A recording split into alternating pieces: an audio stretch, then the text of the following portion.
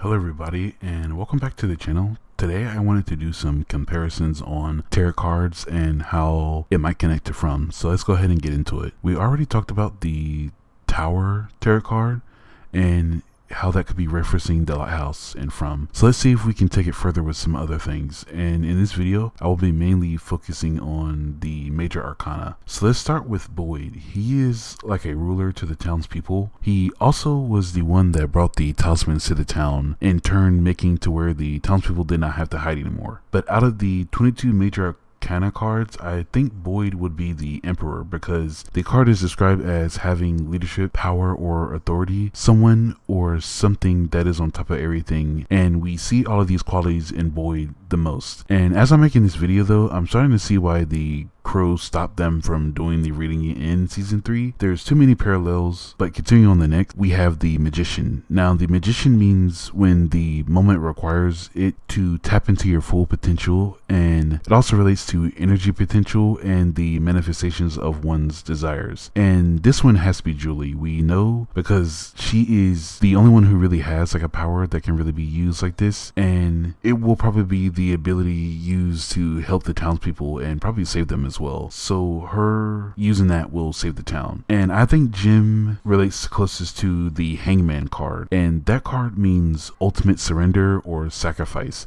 It also teaches the importance of patience and gaining a new perspective in our lives. And Jim does struggle with this the most out of the show. He was trying to do all of these things to escape, disregarding everything else, and that also put his family in danger. He even struggles with trying to be a good father and husband as well. But he really didn't start to learn how to move correctly and act better as a father until right when he died. But next is Tabitha.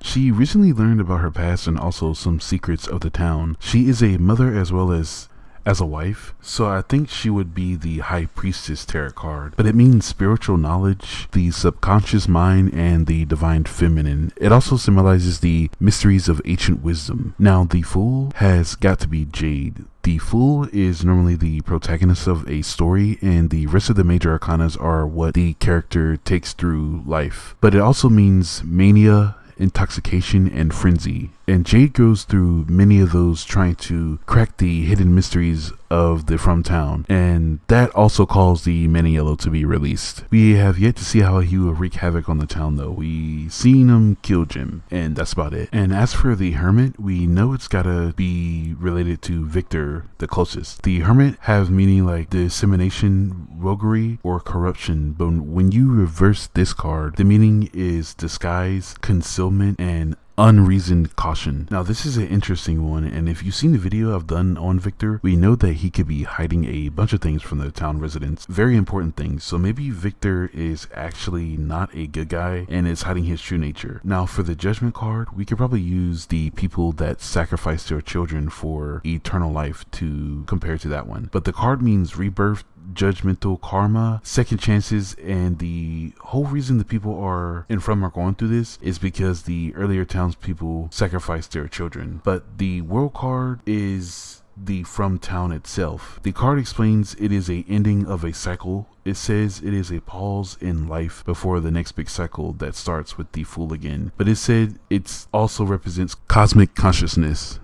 And this next one I have talked about previously, but the lighthouse is in reference to the Tower card, and we see on the art of the card that they are some people falling out of the tower, just like Tabitha did, that we see in the season 2 at the very end of it. And it can mean a lot of bad things like misery, deception, ruin. It usually means a unforeseen catastrophe, and we heard the boy in white tells Tabitha, sorry, this is the only way. Maybe he could have been talking about the consequences of pressing her out, which got to Jim being killed. So that could have been the unforeseen event at the time. But let's continue. We have the Strength card, and on it is a woman taming a lion, but it seems to mean inner strength and being able to not use brute force but gentle power to overcome your challenges. And I think this could be Donna. We know that she is a little like this because she doesn't like to show weakness in front of other people. She always like walks out of the room to, like, if she has to cry or cries, she just doesn't do it in front of other people. And she is always calm most of the time in situations like we've seen happen throughout the show. show. She's normally the one that can be reasoned with and a little level-headed. And the lovers have to obviously be Fatima and Ellis. They are really the diehard couple of the show, but maybe it could either be Mario or Chrissy, but I really think it is Fatima and Ellis. But the card means deep connections, attractions, and also the concept of choice in relationships. And Fatima and Ellis probably have the healthiest relationship that we see in the show. We see how far he almost went for her in season 3, but instead Sarah went and did the dirty work for everybody. But I honestly think there are even more than these that I have went over in the show. If this revelation about the show is anything more than inspiration, this further drives the theory that they might be in a giant game, and these cards would definitely represent the role that each resident or character has, and maybe they do hold some type of power that the town doesn't want them to know about. I still find it super weird that they were stopped by the crow when they were doing the reading on Fatima, and then Tilly was killed right after that. And each cycle could be a start of a new game, or maybe if everyone dies, they just start from the beginning over again, and that's when the new cycle starts. But that could also explain why someone is